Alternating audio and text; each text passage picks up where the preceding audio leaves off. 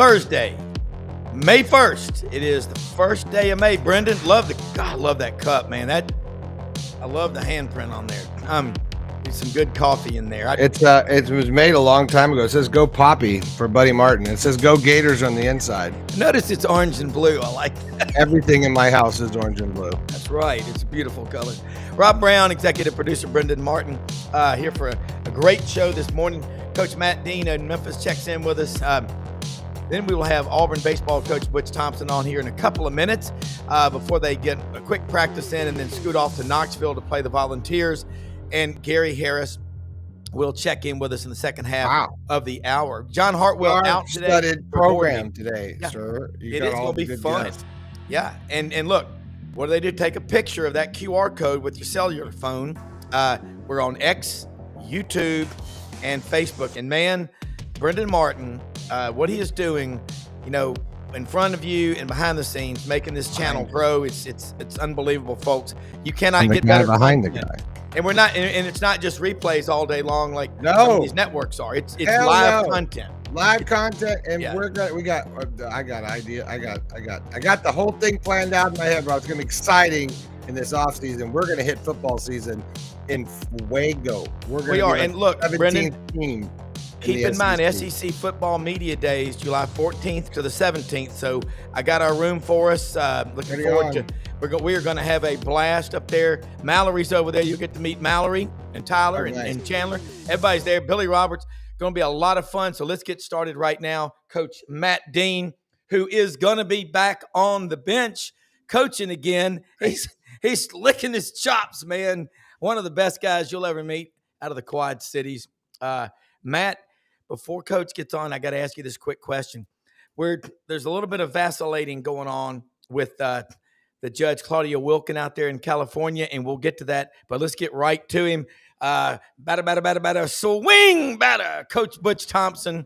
I love this guy. He is one of the most positive guys, and I think I quote you, Coach, on a daily basis. What do you say to people when they're walking from the dugout to the plate and the crowd is going crazy? Don't ever let the moment be too big. And you also have said some of the best advice.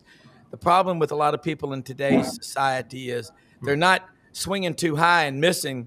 They're aiming too low and connecting. So one of the best in the business out of Coontail, Mississippi. I got it proper. Coach Butch Thompson, how are you? Hey, good morning, guys. War Eagle. War Eagle. Hey, you're in the that is the baseball complex there at Auburn. What you are doing down there, building and these crowds and all, it's incredible. Coach Matt Dean is on with us, who's been coaching women's basketball a long time. Brenden Martin, our executive producer in Ocala. But let's talk some SEC baseball and what you're building there, because it's really special. Well, good morning, man. Nice to join all three of you guys and all the listeners out there. It's pretty incredible what's happening across college baseball, and especially the SEC. The brand, the game has just continued to grow. We're in a unique space, which I'm sure takes a lot of time on the airways of everything going on in college athletics right now. But we're in a stretch run now. We're down to our last 3 weeks of regular season play. And it's amazing how, it feels like 14 or 15 of the SEC baseball teams are fighting for their lives, positioning. And we have a vast majority of our conference that understand the importance of every day these last 3 weeks to try to put your program in the best position possible for your conference tournament and hopefully for the postseason. Coach, again, I go back to the crowds. Plainsman Park holds roughly 5,000. You had over 7,000 at the Auburn Spring scrimmage. People hanging off the parking decks and all. You got to love this, don't you? Yeah, it takes about 10 years probably to create some of this stuff. We have, I think the last time I visited with you, this is 4 years in a row where we were having some growth happening. We've had, largest yearly attendance 4 years in a row. Now, of course, these expansions coming online this year has allowed it to grow at a higher rate. So we're pretty excited. We've already eclipsed last year, and we still have one more SEC series at home and in a non-conference game. So we're pretty excited that we're still playing baseball. And now that we're starting May, and I've already eclipsed last year and can can add to it here in this final month. Yeah, and again, Matt Dean, jump in here with questions because I love baseball, and I always tell you this: it's the best sport to attend in person. And like you say, nothing better than Father's Day in Omaha for the College World Series, and you've been a lot. Hey, Coach, it's great to be on with you. I had the pleasure of being on with you, I think, once last year. But looking at, this time of year, every weekend's big, and obviously you have a big weekend coming up. How do you, we have baseball playoffs starting here in our conference at Rhodes this weekend, and I know just aligning your pitching and trying to get the maximum amount of arms that spend a lot of bullets to this point, and still dealing with midweek games. Tell me the juggle that you and your staff try to work through to get your best foot forward when it comes to the most important games of the season and going into conference tournament play. Yeah, I think you basically, after you've played 40 plus games, you know your lineup, you know your pieces, and this whole thing is about keeping the pitching together where they can meet you in the moment, and it can get away from you. And I think when to hold a pitcher, when to dig into a pitcher, say a reliever, and you dig into them 2 or 3 times a week. Eventually, if that trend doesn't stop, there's consequences. So I think one of the biggest things we do as head coaches at this time of the year, to your point, which makes it an amazing question, is how you handle your pitchers and know when to push and tuck. I have to tell you, we have an amazing freshman pitcher, and it's so hard to play as a freshman at the Division I level in any sport. It's even more incredibly challenging as a freshman in the Southeastern Conference. And right now we have a pitcher named Christian Chatterton from North Alabama, who he's drawn the last 4 weeks: Georgia Tech, Jacksonville State, Georgia Tech again, believe it or not. He just drew Samford this past Tuesday, just a couple of days ago. And what he's done is given us 5 or 6 innings on all these Tuesdays and been successful. That has made a difference for our pitching staff. One person on a Tuesday, giving you a month of quality starts, has left us basically 3 innings at the back end of a midweek game. Whereas if he can't get out of the first, if your Tuesday guy can't get out of the first, man, you're digging in 5, 6 guys. And if you have a chance to win, you dump in a weekend guy to try to find a win, because they're all precious when we talk about RPI and all these things associated with building a resume. So I'm going to start there as giving credit to one guy that's done an amazing job for us, that's allowed us to keep nobody's kicked our anthill in a month in the midweek to cause us to create chaos within our pitching staff. So that guy gets a gold star.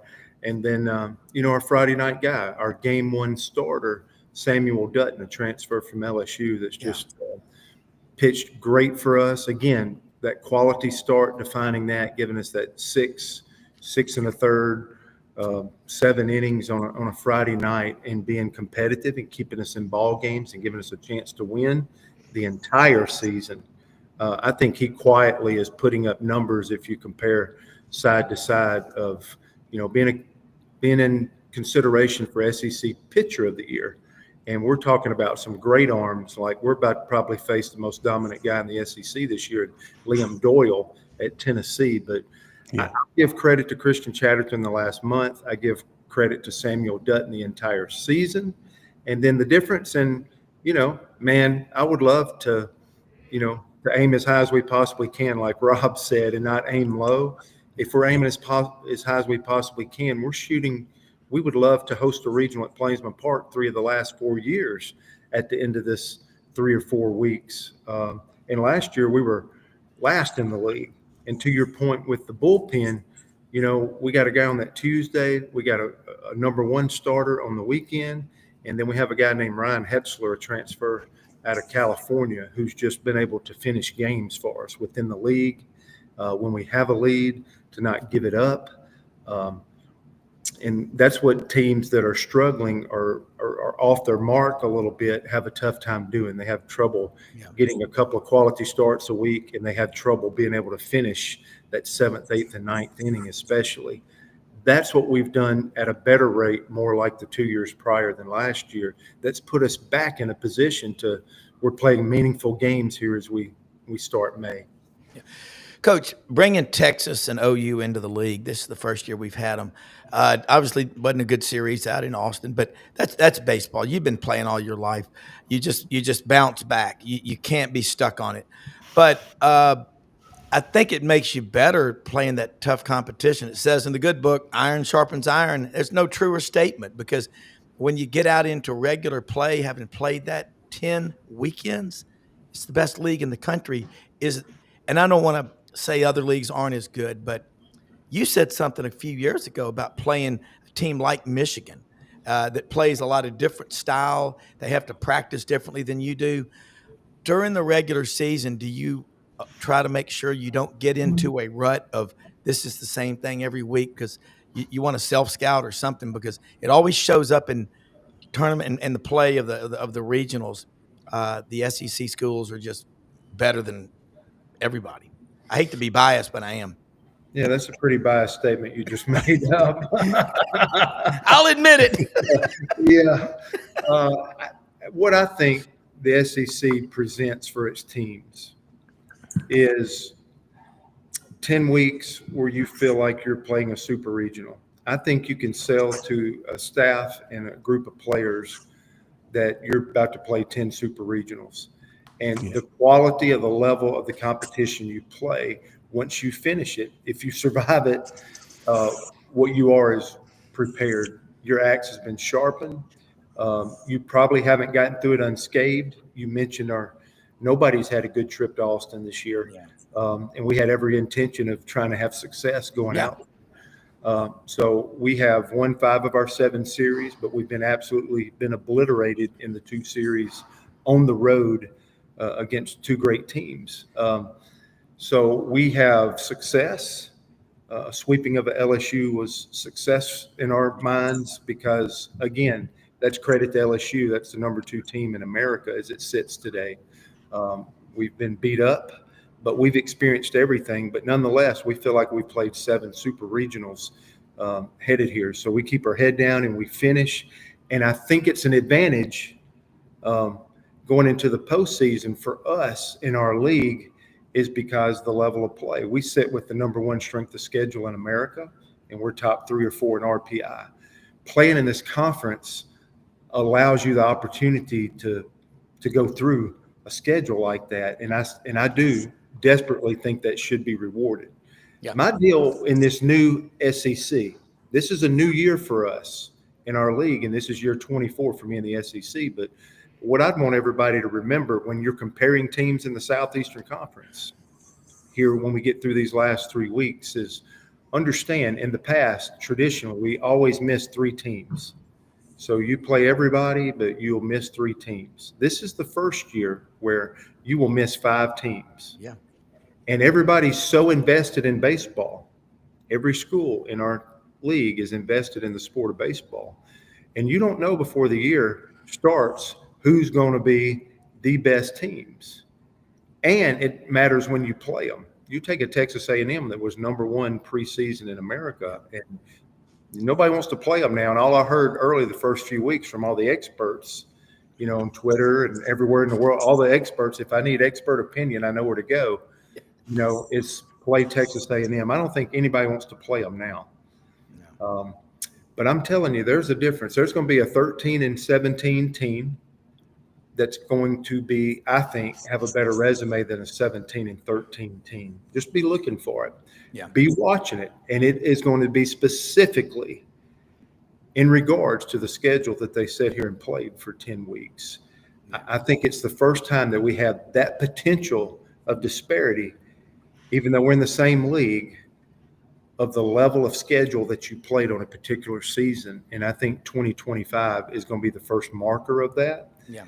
And so you got to really look and see who people played, when they played them, look at some of those numbers behind you got to look behind the curtain a little bit more to dissect our teams. And it could be more than one example. It could be several examples of how do we truly evaluate a team. I think we finished a run last Tuesday versus Georgia Tech, which is amazing to me. I don't even know if you could call it a run. We played 20 out of 24 games versus top 25 competition. Wow. And that's not just a run. Basically, that's almost half a season. And if you can put that in perspective, it's been hard. Yeah, we got beat up at Austin, and yeah, it's up and down. It has been a grind for us. I know Bruce just went through something like that in basketball with our program, but he was rewarded for it, and made a good march down toward the end. But 20 out of 24 games, I've never been through anything like that as a coach or a player. Yeah. And that's what this league can present for you and can help you if you can survive. But I really think looking at the teams that you play now more than ever, because you talked about Texas and Oklahoma coming into this league when you went to 16. We're also going to a basketball tournament format because fans have got to start thinking about the SEC tournament that's right around the corner, where we will go to an exclusive single elimination tournament. That's going to be different too, with all 16 teams coming to Hoover soon. Yeah, it will. Matt? Coach, what you said is incredible. I mean, 20 out of 24 versus top 25 competition. I'm a former basketball coach, and the goal every year for us, it started at the conference championship. Then we reset our goals if we don't get there, and then we're looking at, okay, can we win the best seed we can get? Then we can get in the NCAA tournament. Then can we host a regional, right? So it looks like you're in alignment. I was recently, we had a family friend that came up to visit us. That's the pitching coach now for Valdosta State, Jeff Bramlett, who was a former Friday night starter for Alabama about a decade ago. Really good family friend. And we were talking about the differences in the levels. And one of the things he brought up, Coach, is the future with the scholarship increase you guys are hopefully going to get when this is all settled. That's got to excite you going from 11.7 to 34 down the road. It looks like, however it plays out. I know we're in the middle of this season, Coach, but moving forward, that's got to help you with a lot of things in pitching depth and position players as well, doesn't it? It does. And the drum we beat for more than 2 decades was to get to, more equality from a, full scholarship standpoint. It looks like that'll happen. That's great. This lawsuit keeps trickling on. And that being settled, I think, hopefully ends a little bit of the Wild West. It seems like it's been incredibly difficult to put this thing together, and it's kind of fascinating and super complicated.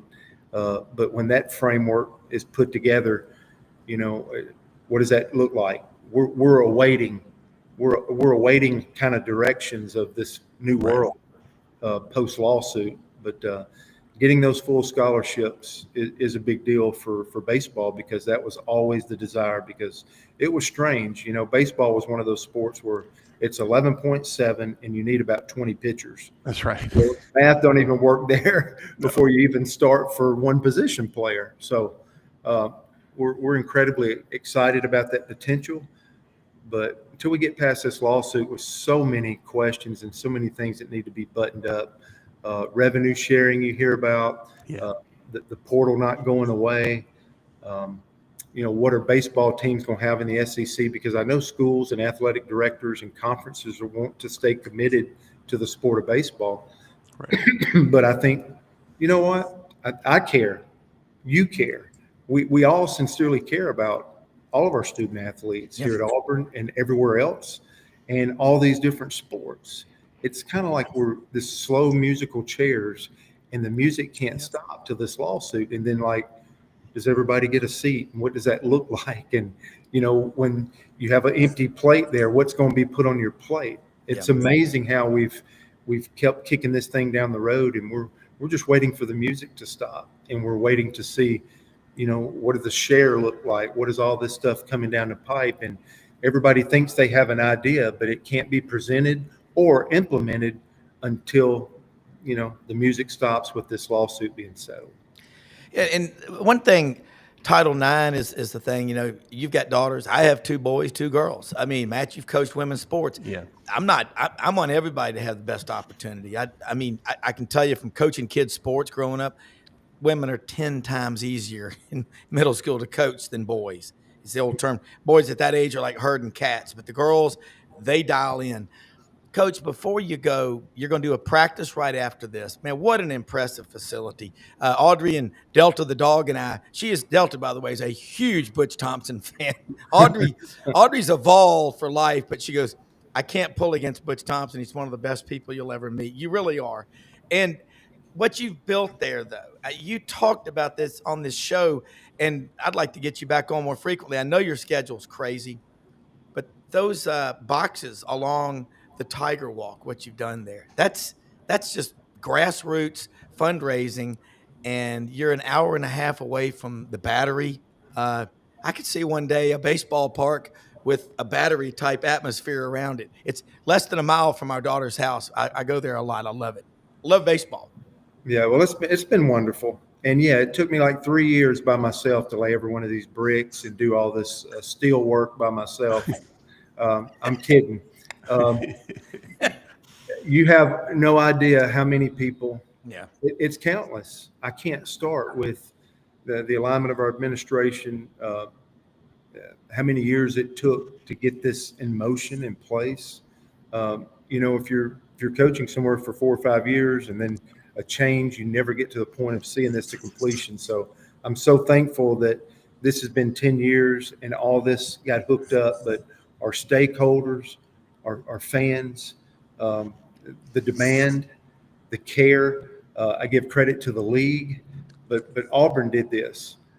Everybody at Auburn cared and wanted this to happen. I've actually been in a position to where I just run my mouth, and you cast dreams, and you have great players that have absolutely come out there and done an amazing job, and people have respected that and wanted to get behind that. I wish I could take credit for this. It's been an honor to be a steward of it. It's been one of the most exciting things of my career. That's been like I perceived it and let it land on me as a blessing. It's been amazing, but this is Auburn's, and no coach, no person, you get in a lot of trouble when you think you're bigger than the institution, when you think you're bigger than a program. So we should all stay in our proper place. But I will tell you, I'll give an account that this has been one of the most awesome things I've seen from the beginning, to the Auburn people to move on a vision and to see it to completion and to see them enjoy it, and to see a team out there that's playing hard for them this year. And the season has been a joy. Yeah, and one of your biggest advocates is my fraternity brother from Thomasville, Alabama, in L.A., Pat Cornelius, and he watches this show a lot. And when we were in college, we would go to the baseball games. They're totally different than it is, but you got a lot of people, and I'm one of them, that are fans of what you do, and I hope you stay there and for your entire career. But before you go, y'all go to Knoxville. What's the mindset of the team? I like you calm me down, and I'm drinking some coffee here out of my Hewlett and Dunn cup. But this is a tough league. In your Friday night starter, let's talk about what you're going to try to pull away from there, and then let people know how they can follow you, and we'll do it again. Yep. Another huge trip for us, another top team. This will be our 5th road trip in the SEC, all against top 10 teams. Wow. So it's incredible. It's amazing. Tennessee, defending national champions. I don't know what you want me to use the roof on Tennessee and do. We're going to see the most, dominant starter, electric starter here to start game 1. I'm trying to change it up for our guys. We have exams starting on Monday. Don't forget, these guys are still in school. I think we forget about that. So we're trying to practice here at 9:00. We've been going to the other team's venue and practicing at night. I'm cutting that out. I'm trying to get our feet back underneath us, and we're going to practice here in Auburn. We're going to travel to Knoxville. We'll study a little bit. We'll study on our classes. We'll study on Tennessee. And just try to be a little fresher. We'll go to their park in the morning, since it's a night game tomorrow night, try to get on that turf for 10 minutes and hitting the cages a little bit. So I'm trying to not do the same thing over and over and create insanity. I'm trying to create a different routine, if you will, for our student athletes to give us hopefully a different outcome in a series. But I don't think, with bragging about our schedule earlier, I don't think it's who we play. We're way past that. It's how we play. And I'm going to talk and lean into our players about the quality of our ball club, all the characteristics that we possess that can be successful in a game of baseball in a series this weekend. because we do respect our opponents, and you always should. Yes. This is one to be respected for sure. But I don't think it matters who we play anymore. And that's a good mindset moving forward. And that's one of those things I'm talking about. Our league is just, you can sit here and you're playing the fifth on the road, top 10 team. It's about how we play. And that's what we're going to lean into this weekend against the Volunteers. Yeah. Well, Coach, I know we promised to get you off on schedule because you got to practice in a few minutes, but what a treat, and want to do it again soon. Let them know how they can follow you, and best of luck this weekend. My wife isn't watching.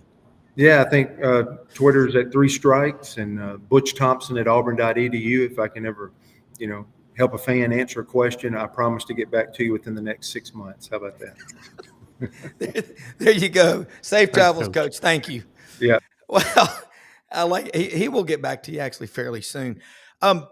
Matt, as a coach, and Brenden and I, we're very blessed to get to talk to people and coaches like Butch Thompson. I look at a program like Florida, Kevin O'Sullivan. He's been to 9 or 10 World Series, 9 as a head coach, and I think they're 8-13. That's how vicious this league is. Brenden, that ballpark, and every time I think Florida. 267 SEC championships. They're good in everything. And 8-13, Florida gets hot. I mean, I don't think there's anywhere to hide in this league. If you win 14, I think you're in to host a regional. With the strength of schedule, that stuff matters. He really got into that, and I learned a lot.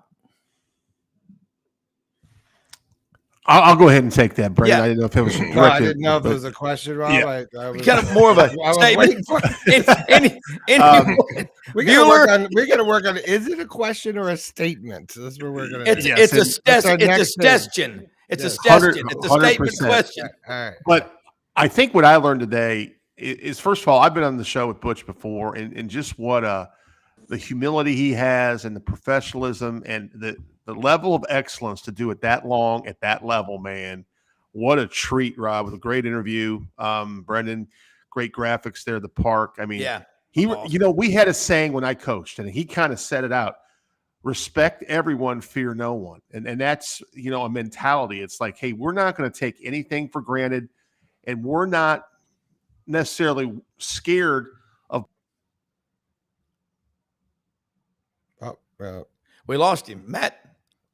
Your cable came undone there, buddy. We'll check it out. Cable came undone, but we've lost you. You're on mute. It's all right. All right, shit. Okay. Oh, there you go. Now you're back now. When I cussed? Okay. That's okay. We're good. You can say shit here. No, but don't ever say shit again. I'm sorry. No, we've had. No, you're really fine. You got me. We had a the famous FCC football is coming coach. down on you now, buddy. They're black helicopters coming to your house. We had a future Hall of Fame football coach one time dropped the bomb on here, and after the show, he goes, "Did I say?" I said, "Coach, don't worry about it." You're good. You're good. Let's talk to Gary Harrison. He's in. We got a limited time. We'll segue into that and say WVUA Channel 23 in Tuscaloosa, sports director, Tide 100.9, Tider Insider TV with Rodney Orr Tuesday nights at 6:30.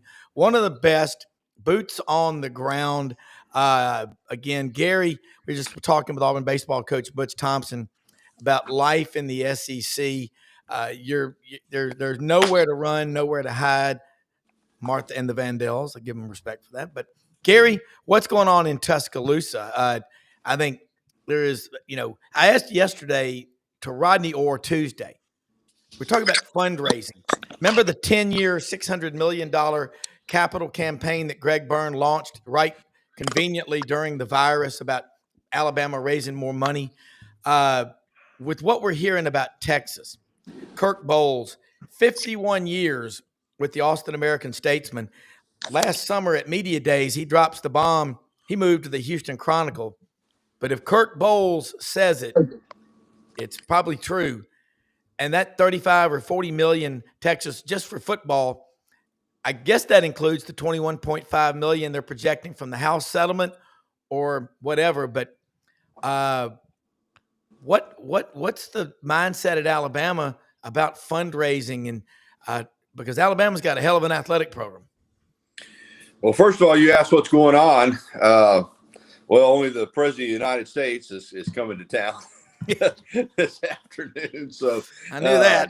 You can imagine what it's going to be like on campus, and it's probably going to cause some logistical issues for me since I work over in the stadium. But traffic shouldn't be bad, Gary, should it? No. Well, I'm just hoping they have access for me to get to work. But as far as the money situation, it kind of, we've been discussing it for a while on this show. It kind of is what it is. And, I think that you look at professional sports and competitive balance is important. That's why they have salary caps. That's why they have free agency rules. That's why, if there's a trade that seems completely out of whack, sometimes the commissioner will step in and not allow it. I am worried that competitive balance in college sports could get out of whack. And I know people will say there's no way in the SEC, everybody wants to win. And I get that. But at the same time, if Texas is going to spend, 35, 40 million, whatever on a football budget, other schools aren't going to be able to spend that. And so until some of these guidelines that we keep talking about are, they're coming. Now, how many times have we been saying that on this show? Oh, well, when the house settlement comes in, the revenue sharing and all that. But right now, it just appears that it is as much as you can spend right now. Some schools are going to spend more than others. So you asked about Alabama specifically, Rob. I can't really tell you. I think this. I think that Greg Byrne, and this is just me talking, is one of those athletic directors that is hoping there's some guardrails put in place. I don't think, and I hope Alabama fans don't take this the wrong way and, oh my God, have skies falling. But I don't think that the way it is constructed right now, or not constructed, I guess, because there's no construction of anything other than just freelancing.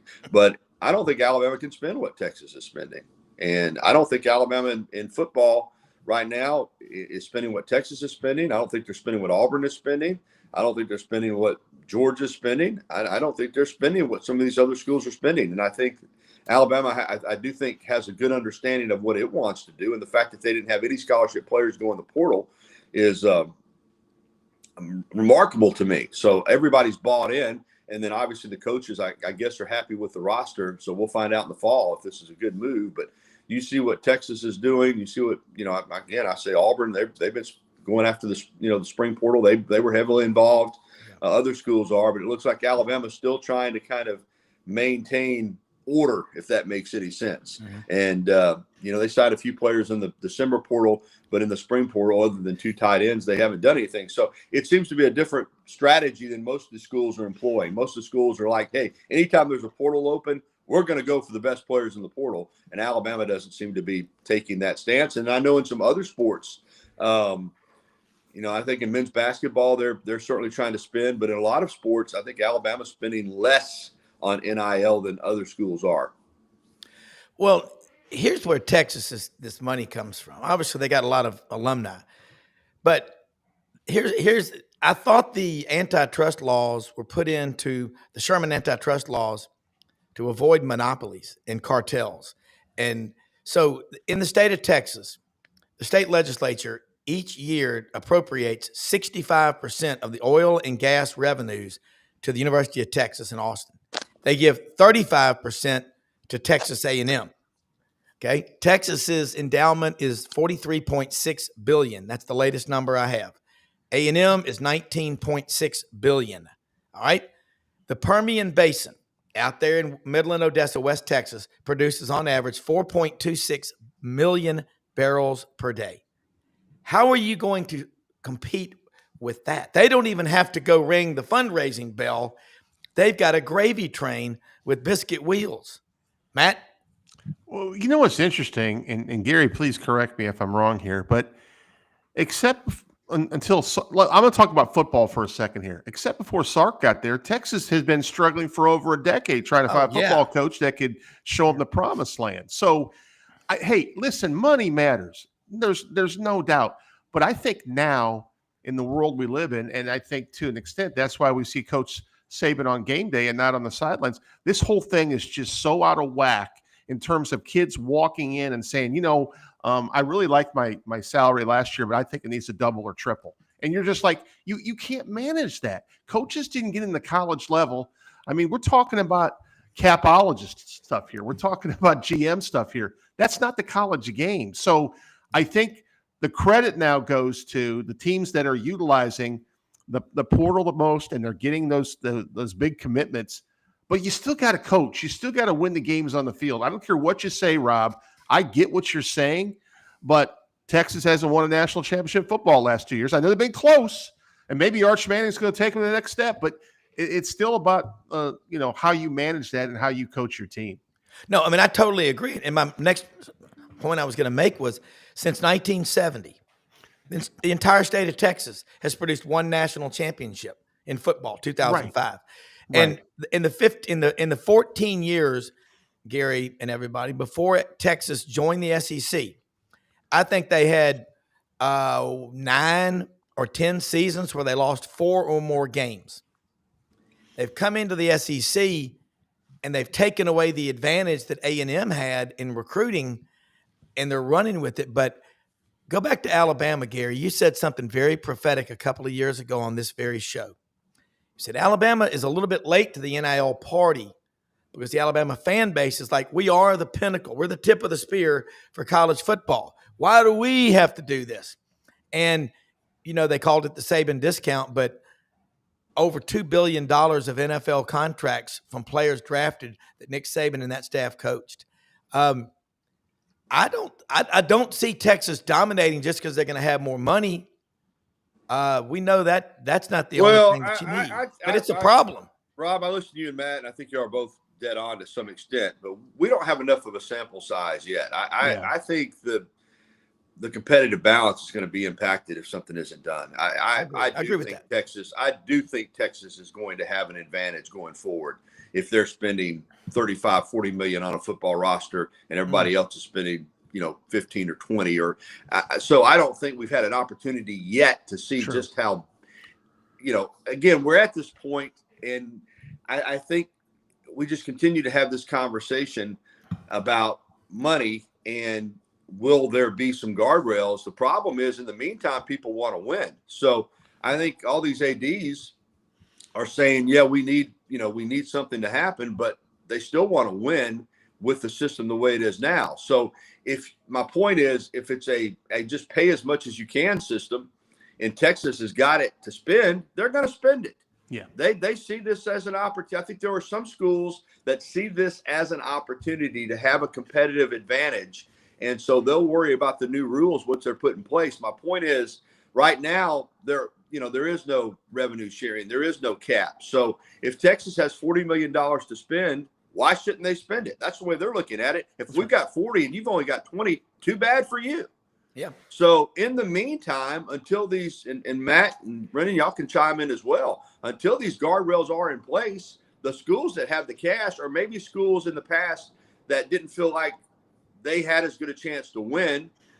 What's pouring down here now outside? If they could come up with the money, they see this as an opportunity. Whereas a school like Alabama, who you're right, Rob, had the system stayed the same, Coach Saban probably, or in my opinion, would still be coaching here, and Alabama still might be dominating. But that system's gone, and I do think to some degree all of the built-in advantages that Nick Saban had put in place for Alabama are gone, and I think it's going to be a tougher task for Alabama to compete at the level they were competing at. And for other schools like Texas, I think you're about to see Texas really take off. I do. I think the kind of football players that they are bringing in and will continue to bring in are going to be better than most other schools are able to bring in. Ohio State is another one. So I do think right now spending money will pay off for these schools. Yeah. Do you think that's what changed it for Saban and those guys? They're like, look, this system's like, they kind of saw the writing on the wall. Because I was saying that earlier when these guys, we talked to Urban Meyer and a couple of these guys a lot of the times. Even Urban says, I don't want anything to do with this kind of coaching. I don't want anything to do with this because because he says that I'm different. The way I recruit, the way I talk, and is it just more of a pro set idea? It's about money, right? Yeah, I think that Coach Saban, again, my opinion, I think he would still be coaching today if the rules had not changed, because everything that he had worked to put in place, he had it rolling smoothly. But when the rules change like this, and as he said, you know, in interviews when they got back from the Rose Bowl, or even at the Rose Bowl for the college football playoff semifinal, I know there were guys wanting to have conversations about how much money they were going to make. And here you are about to play in a national semifinal game. And then once they got back, that's all anybody wanted to talk about was, you know, their salary, how much they were going to make. And I don't think that's the world that he wanted to coach in. And we've talked about this too. You know, there was a structure in place. You wanted to have top-notch facilities. You wanted to have a plan for the student athlete on and off the field to develop them for the rest of their life. All those things Alabama did as well, or better than anybody else. Then suddenly, you know, NIL comes into play. They don't ask to see the football facility anymore. Most of them, you don't even care if they come on campus. It's how much money can you pay me? Yeah. And it's almost now like we're trying to tiptoe around that. We're still trying to say, well, it still matters about facilities. It still matters about development. Does it really? And academics, again, I've put Matt on the spot about this since he's, you know, in the academic realm. I'm just miffed. I mean, I absolutely am just scratching my head why there aren't more conversations about eligibility and how you can go to 6 schools in 3 or 4 years, or one guy goes from one school to another school and then back to the old school in a period of, you know, December to March, and everybody's eligible. Yeah. And nobody is asking that question. How do you remain eligible in this system when regular students, I don't even think, can do it? I don't think regular students can leave in the middle of a semester, go somewhere else, and then go back. How does that work, Matt? I'm still trying to figure that one out. Here I am working in Tuscaloosa, but how do you can remain eligible? Nobody's ineligible anymore. Yeah, correct. Gary, I am miffed because in my tenure at an academic school, it's hard for me to get one 2-year transfer, right? Someone, you know, that comes in with 2 years of eligibility left. I mean, the transcript situation, a lot of times all the credits don't transfer over. Everything in my career has been based on, is it an academic fit in a transfer situation and a 4-year situation? No different. So Gary, I can't explain anything going on now. It makes no sense. And the NCAA, I think, has lost all their credibility because of the eligibility side. We know what's going on the money side. It's not even an issue. I mean, you know, Boogie Flan leaves campus and goes out to Los Angeles and rehabs. And again, I know the answer I get most of the time is, well, they take online classes. Are you kidding me? Really? Well, that's the thing. You know, it used to be, Gary, like you would see the stars with a backpack walking across campus going to class. Yeah. You know, and now in the online world, you know, you don't see this the players out there as much in the campus community. I'm going to throw something at both of y'all. You know why I know that the money is the issue? 5-star defensive lineman, absolute beast, Justice Terry. Okay, Manchester, Georgia. I used to, you know, I went to Auburn, lived in Columbus. That was in our coverage area. You know, Callaway Gardens, 5-star. This guy, I mean, he looked like he's 25 or 30. I mean, Texas comes in at the last minute, bam, purely for the money. He was a Georgia Bulldog. I mean, he visited Auburn, but it was just, he didn't care. And you're right. You could have a dump stadium, facilities that are like UCLA's, you know, and it doesn't matter anymore. No, everything's trumped for the most part by the cash. Now, I think we all would believe that there are student athletes that there's things that are important to them that isn't just the money. I do still think there are some that are looking big picture, but for most, or a good number of it, these young men and women, it is how much can you pay me? That is the bottom line. And even players that are at schools where they're happy, athletically and academically and socially, leave those schools. I mean, Mo Diabate, I think, was happy at Alabama. The basketball player. I think Alabama made a good faith effort to keep him. I think, you know, this is a guy that didn't start a game in 2 years, and he was a solid player. He was important, but he found a school in Kentucky who was willing to overpay for his services, period. I mean, he's not, you know, he's worth it because he could get it. But I think Alabama a couple of times met his price, and at some point, you know, they had to let him go. But you know, you can't blame him. And again, I'm not blaming anybody that pursues an opportunity, But in a regular world, he would still be at Alabama. He'd be a key contributor. He would be happy. But all of that got trumped by the fact Kentucky and basketball is like Texas and football. I mean, they're going to outspend everybody else for the most part. And, you know, you can't blame them. It's important to them. They're passionate about basketball and they want to win, and they've got the funds available to do it. So again, and you guys can disagree if you would like. I see it, in my opinion, it is the more you can spend, the better chances you have to win, period. I'm not saying it guarantees you a national championship, but I do think in this system with the coaching staff that they have, we saw Ohio State do it last year. I mean, Texas is going to win a national championship in the near future, in my opinion. And Kentucky's going to win one in basketball in the near future, in my opinion. And that's just the way it's going to go. With the more you can spend, the better your opportunity, to me. Well, I'll throw another one at you. Look at the University of Florida. Essentially, along with Cal Berkeley, UVA, UNC, UCLA, a public Ivy, okay? And they're not spending what Kentucky's spending on basketball. I mean, they lost Denzel Aberdeen. I couldn't believe when he left Florida. You just played on a team that won the national championship. You stay your whole career at Florida, whether you have an NBA career or not, whatever business you go into with a Florida degree, man, you're just shaking the trees, the money tree. I mean, these guys in 10 years, Matt, we're going to see the result. I can, like, on a scale of a D3 school, Rhodes College in Memphis, Gary, that school's reputation is so strong. Right. I mean, it's so strong, and it's less than 2,000 students. Now, I mean, my mom graduated from there. I know a lot of people that have, but it's a liberal arts college, Matt, but it puts out guys in finance. I can name you people that went to that school that maybe they got a major in one thing, they're doing something else. They have a $400 million endowment, Gary, but the school of less than 2,000 students. It's academics. You can make a living with your hands. You can make millions with your mind. You still got to get your degree. Matt and Gary, I've been sort of thinking the same thing lately, Gary, is where is academia right now? Because in the past, when I'm growing up, I'm around the CU Boulders of the world and all that stuff, there was football and sports and all this didn't have control of the university and how things were done. You know, where is that one professor or person that's going to step up and say, hey, collectively, we could have an effect on, you know, if these kids are getting their grades and doing what they're supposed to do? Because God almighty, I grew up playing all the way through high school eligibility. I mean, we used to read our grades off in front of the team, you know, and you didn't play, you know. I think you have to maintain a 2.3 of 4 core classes. I think currently right now is just looking it up.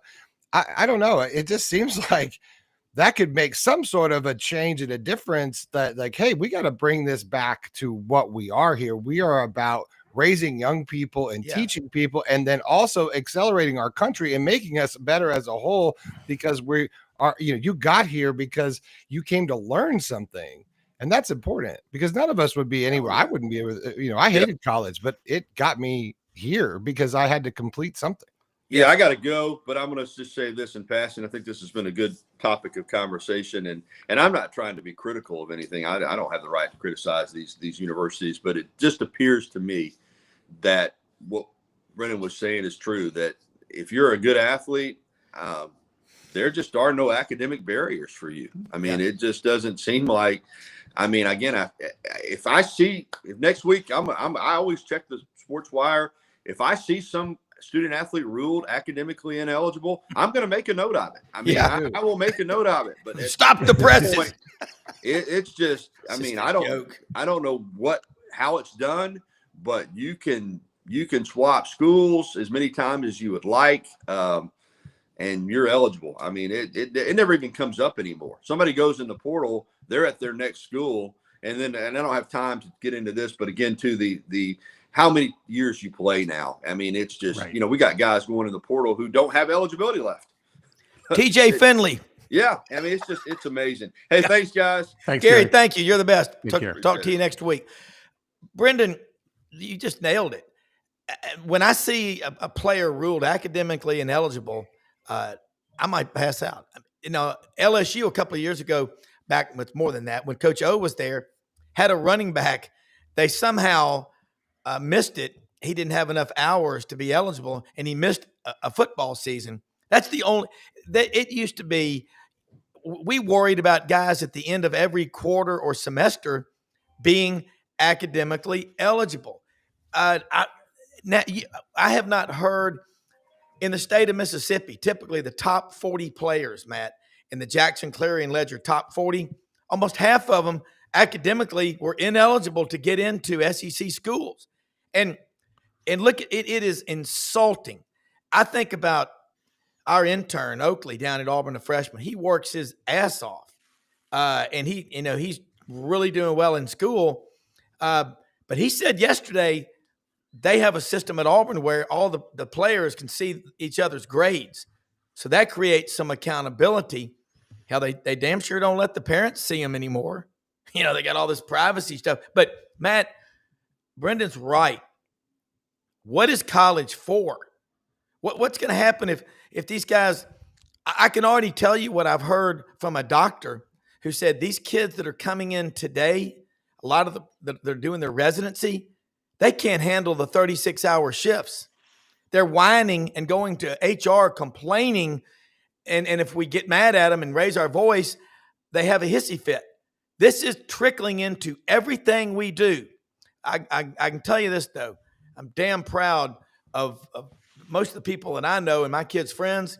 They're not like that, but there's a lot of people that are. They hit a speed bump, and they don't know how to go any further. Rob, one of the last things I want to say today is, this is an SEC show, though I work at a very highly selective level. I work in a situation where it's the purest form of, amateur athletics. And I was at a baseball game last week. I'm sitting next to two tenured faculty members, and not only are they watching the game and into the game, they know our roster. Most of these guys are in their classroom, and it's really refreshing. A lot of our seniors already know they have jobs for next year. Yeah. My son was fortunate to get a Rhodes degree. Now he works for Oregon football. But like Gary hit it on the head, and he's right. It's a small sample size, but Texas will win a football championship at one point. And my gosh, with Arch Manning leading the way, they may be the favorites this year, Rob. We're way ahead of the game in terms of talking about that. But it's pro sports. It is pro sports at college settings, Rob. Yeah. That's, for me, it's the simplified thing. We haven't come out and gave salary caps yet like the major leagues and the NFL does, but it's pro sports, and that's what we're dealing with. Yeah, it really is. Matt Dean, let them know how they can follow you. I know you got a 55-minute meeting, so we'll do it again next week. Great stuff. Yes, sir. I'm back in the coaching realm, Rob, so we got our top recruit on campus today. But at Dino Hoops 44 on X, and go to www.rhodes.edu in our athletic department to follow all the Rhodes athletics. It's always a pleasure. Rob, thanks for your time. Thank you. Thank you so much. Let's say something about our sponsors. Winter Timber Outdoors, folks, in Athens, Alabama, open every day of the week. Get all your gear for the outdoor life, the sporting life, all your firearms, your ammunition, everything that you need in the gear. Sitka, Dixie Decoys, Duck Camp. They are located in Athens, Alabama, but they're growing. They're building a store in Auburn on University Drive. Should be opening later this summer, but it's going to be 13,000 square feet. Everything you need for hunting, fishing, all your Yeti coolers, and all the outdoor life. So take a picture of that QR code, Winter Timber Outdoors. Also, folks, I think that, and I want to say Landers Ford, Poplar and Houston Levy, where Poplar and Houston Levy is where Memphis and Collierville come together, is Landers' large, ginormous inventory. They've got the 25 Expeditions in stock. They're bringing them in, but also check out all their Broncos, the F-150s, the 250s. They've got them all, whatever you do. And if you're looking to do a trade-in, talk to Brad Bellamy, the general manager. You're worried about tariffs and prices and all. Bottom line, they're giving employee pricing to their customers. Let them know you heard about it on SEC Sidelines, and they'll take another $500 off. Again, if you're talking about a trade-in, give them an opportunity to compete for the business. Landers Ford. Also, Hewlett and Dunn, boot and clothing company right down the street on the historic square in Collierville. spring fashions are coming in, men's and women's. Always the best selection of boots. And the Danner trail shoes, they got about 6 different styles. Get those. They're great on your feet if you're walking around every day, which we all are. And the Filson, the Barber, and the last of the winter clothing, they up to 75% off. Great leather belts. They've got the STS purses, the Filson luggage, everything. And if you've got a pair of boots you want to get restored, they'll make them look as good as ever. Now, let me say something about a comment from a viewer who said, "What a show. Not one positive item to speak of regarding college sports." I don't agree with that. We're just pointing out if we don't talk about what is happening, we can't fix it. But Brenden probably had the quote of the day about, if we're not preparing these people. Well, did you what are we text? I didn't see that come across here. No, it was just someone texted me that. It's a viewer. You're it's a good friend. Viewers. Get on the chat room, Rob's friends. Yeah. Get on the chat room, start talking in the chat room so we can have a good conversation. Yeah. Look, it's not it's not.